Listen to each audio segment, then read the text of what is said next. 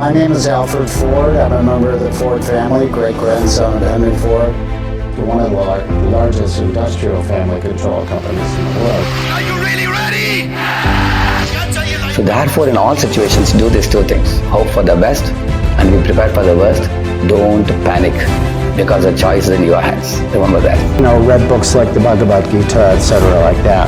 And, through that, learned, how to address certain ethical and moral issues and, difficult situations in life. संस्कार से आता है, विचार से बनता है। जैसा होगा व्यवहार आपके बारे में वैसा ही होगा।